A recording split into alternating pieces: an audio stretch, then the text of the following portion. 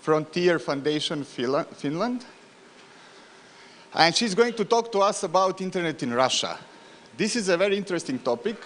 We all know that internet in Russia had the past and the present, but does it have a future? I would really like to hear it. Thank you. Okay. All right. Hi, everyone. Friends call me Thomas. My affiliation is indeed Electronic Frontiers Finland. So Finland, a small country to the northwest of Russia. It snowed there about 2 weeks back, so I'm really happy to be here. Yeah, and I've been interested in this topic for quite a while. Yeah. So, in the next 15 minutes, will we cover the past, present, and future? I highly doubt it, but we will go through some relevant parts.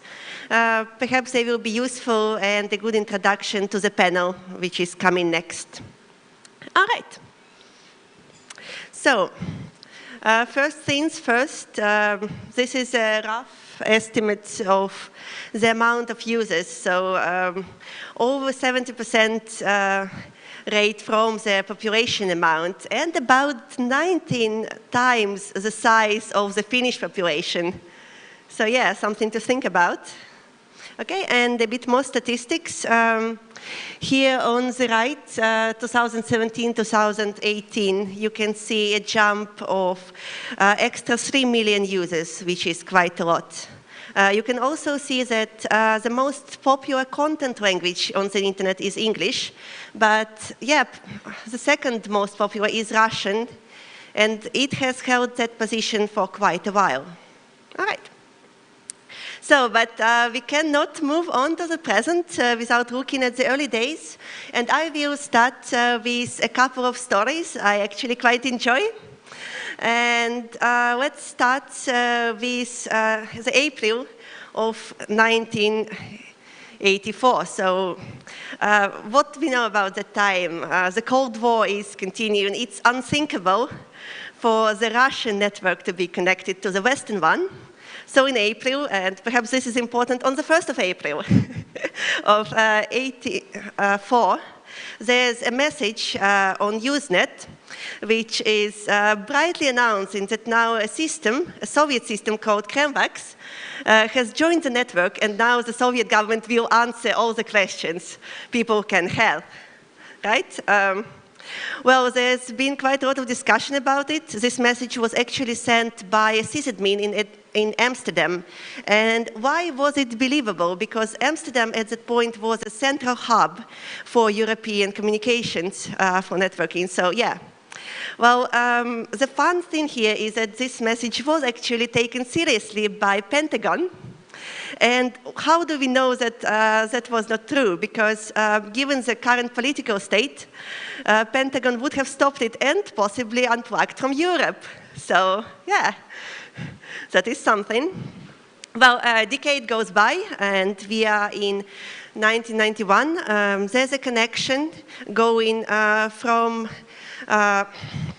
Russia towards outside world. It goes through Usenet. It actually goes through Helsinki. And this is how it was possible to freely get information about the coup to the outside world, and you could receive information back.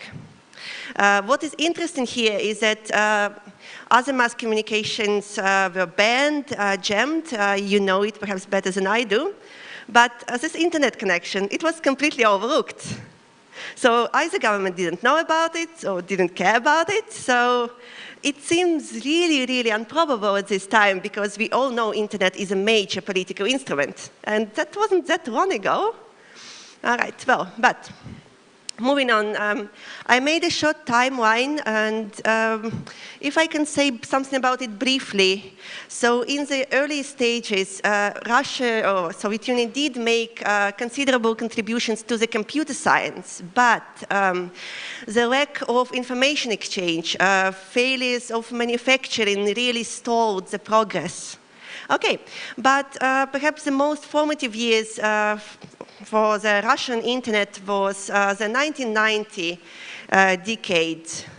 Perhaps not so good for the country in many ways, but during that decade, all the services which we take for granted were established. For instance, you would have online radio, you would have news outlets, digital editions, you would have the network of the Russian universities. And so by 2000, a lot of services were in place, yeah? And you can take it from there. Okay, so I cannot move forward not mentioning this because, yes, USSR could have almost invented internet in the 1950s. So there was a brilliant scientist who had an idea, okay, like we have a plan, an economic plan, we have to somehow analyze the data. So why don't we put some machines to do that, and why don't we connect it to a centralized computer, right? Makes sense. But when he went to Kremlin, and he wanted to propose that, two people who could have backed him up, by sheer accident were not there. So that proposal failed, and if this would have come through, I wonder if the present reality would have been a bit different. Well, we will never know, but something to think about. Okay, this is more of a short curiosity thing for me. So who had an address in 1991? So you look at the dots, bigger dots, more addresses. For me, I see how interconnected the country was in 1991. Okay, and you think, all right, big dots, does it mean hundreds, thousands? No, so something like from 8 to 80 addresses. And at that point, we are talking Unix to Unix copy, so a very simple networking protocol. All right, moving on. So this is the number I showed you in the beginning. Now that you know how we got there, like what it took, do you see it differently? Yes, but when I was making this talk, it occurred to me that people at the roots of the Russian internet, people at the roots of the internet, could they have imagined the present with the elite cyber units, the troll armies, the network affecting personal individual lives, possibly in a very destructive way? Yeah, okay. Well, on to the present. These are the challenges I included because I think in this year, since the year 2000, they still hold. The digital divide between countryside and urban hubs is still there. The domestic online crime, a variety of it, has to be mitigated. So 2018, DDoS attacks targeted which events, for instance, St. Petersburg Economic Forum, Russian presidential elections, the football championship. You can now really tell I'm a sports person. Yeah. Okay. Well, and finally, regulation. So if you have a fragmented network with lots of ISPs, internet service providers, it makes it more difficult to regulate, to implement that regulation and to control it. Yeah? Okay. So when you have regulation which is quite tight, often it happens little by little. And you wake up to it and hang on, is it too late? For instance, now that we are a bit more concerned about it, we can look back to the blacklist law from 2012. Yeah, think how many years ago was that? And first you have solid suggestions approved by a lot of people. Okay, we will combat child pornography and so on. Yeah? And then we move on to the censorship. And when we have the censorship, you know which direction that is going, and well, there's mentioning of the VPN and so on. So 2017, 70,000 entries. Think about 70,000 banned entries. That is quite a lot. Okay. So at the ITU, International Telecommunications Union, 2018, there was a proposal, so a very high regulatory authority, and a proposal for an expanded biometrical system, so facial recognition, voice recognition, together with your passport details, to identify with the services. So some services not that significant, and what really interests me there is that in that proposal there's a provision for that information, all of that information, to go to any interested government agency. Yeah, so because why not? And at the same time, it points us to the centralization. So the e-government already in place in Russia, and centralization of services, of a lot of internet issues. It's not only a Russian thing. It has its weaknesses, but yeah, okay. Well, and politicians in Russia did realize that technology, computer literacy, science, yes, it's a way forward. So I was actually positively surprised when I was following the presidential campaigns during the elections. Well, we all know the election's outcome. We could have predicted that. But not one of the candidates played the cyber terrorism card or threatening the population. And so, yeah, if I can say something positive, there was a number of good points there. Okay. Well, I've been talking quite a lot, so maybe next we can hear a little bit from the head of the country. And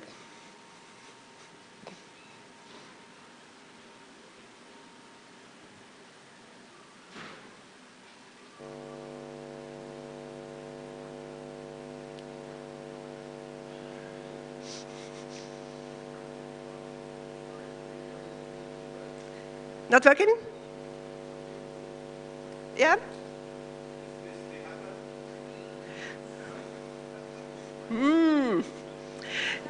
All right.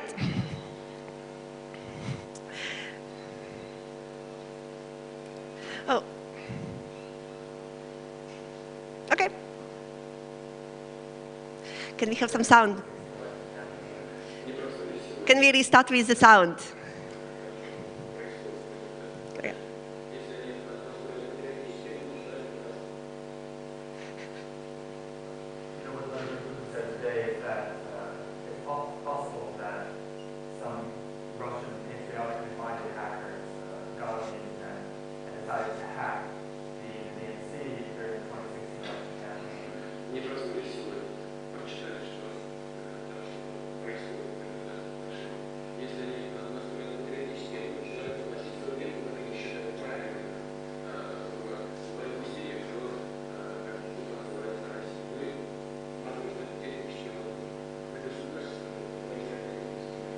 All right. Yeah, this is enough. Next one. Next one. All right.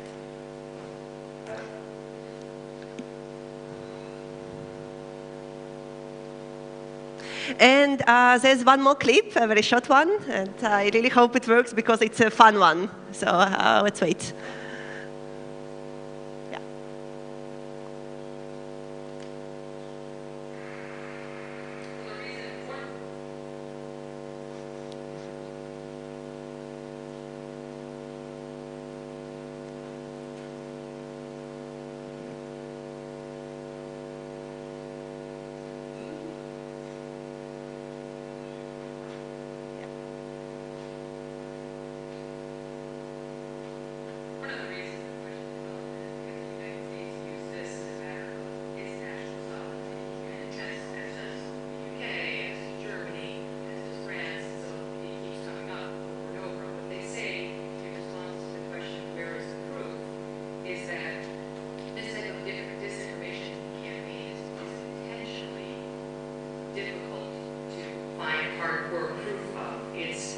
It's other factors. And what the experts say is that this couldn't have been faked. That it's not one factor, that it's 100 factors that point to Russia. They say it's the forensics, it's the digital fingerprints, it's the IP addresses, the malware, the encryption keys, the specific pieces of code, that all of them point to Russia, and none of them points to anyone other than Russia. Какие отпечатки пальцев? Отпечатки копыт, скажите, рогов, чьи это отпечатки? Значит, IP-адреса, их можно вообще придумать. Знаете, сколько много специалистов? Они сделают так, что это из вашего адреса, с домашнего. Дети ваши послали, младший ваш ребенок трехлетнего возраста. Так все организуют, что это именно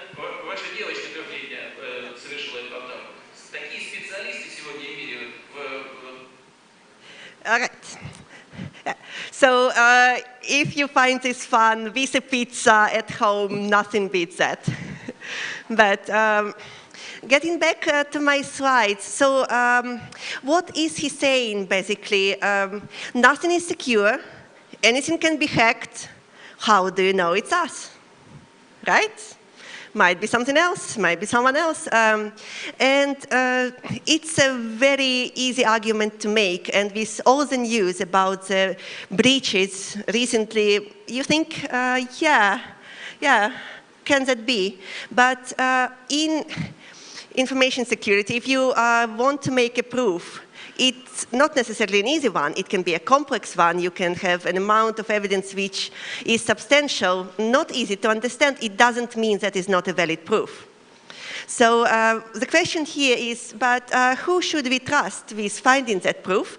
Would that be big companies like Kaspersky, Black Matter? Kaspersky, a company which has found quite interesting stuff before, but we know they are located in Russia or Black Matter connected with the UAE. Could it be a government agency? Do we trust them to give us results, which we can then say, well, this is absolutely true? And, well, I do not know the answer to that. So if you have an answer, tell me after the session. Okay. Well, have to mention, Russia is a top, I think the 7th largest contributor to the ITU. So ITU, UN Agency, International Telecommunications Union, was first tasked with, well, telegraphs, and they allocate radio spectrum. All right, but during the years, they have evolved into government-controlled regulatory authority, which was trying to get its hands on the internet for quite a while, and is still going for it. So follow Russia's agenda at the ITU if you are interested in high-level policy. Okay. So next, a couple of curiosity slides. This one shows Russian ISPs connecting to each other, not to the internet exchange points, domestic or outside Russia, something to think about. And if my talk wants something positive, then next slide, this is it, the exit diversity. So you see, well, it's in a small print, but you can see the numbers are large. So there's a large numbers of connections going outside Russia, which actually makes it harder to control. Okay, so on to the future, yeah, and we've heard Russia wants to have its own DNS system. We've heard it once and twice and many times again. So names on the internet are based on the hierarchical system called DNS. And a lot of things there are administered by ICANN, based in the US but not controlled by the US. And yeah. So why would Russia want its own DNS system? What are the benefits? So the most obvious ones which come to mind for me would be to block, impersonate, or take over sites the government doesn't like. And the official cited evidence, the official cited benefit is that .ru would be more stable. And yeah, that's not an entirely invalid argument. When I was working on this talk, I realized I can't find one article which describes this issue in detail, which goes through all the legislation steps, and which really explains it nicely. So now there's one there. If you want to read more about it, please go and read that. That's an excellent resource. Okay. All right, next I'm going to mention the Yeti project. Yeti project is indirectly controlled by the Chinese. So the only reasonable outcome would be making it easier for the governments to control the root, the top thing everyone is aiming for. But then if you think about China, China hasn't been pushing that much for its own DNS system, and perhaps sharing Chinese cultural ideas is more relevant for them than just the domination, but that's their personal opinion. Okay, well, moving on. If you want to talk more about the future of Russian internet, what will happen next, if you don't want to speculate, there's a very detailed report published very recently outlining the next years. So there's a clear timeline, there are clear outcomes. It's really amazing how much information is there.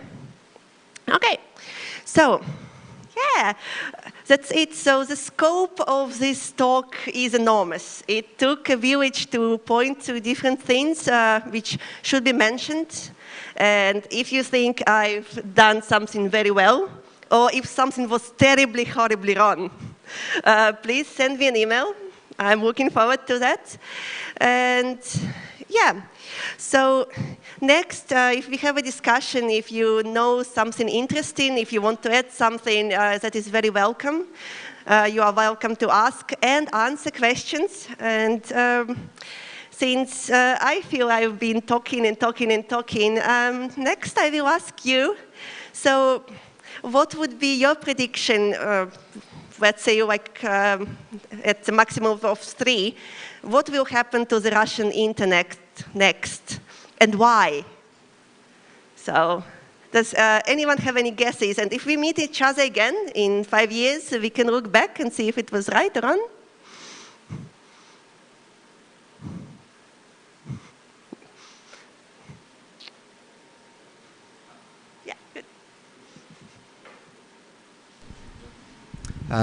Thank you for your talk.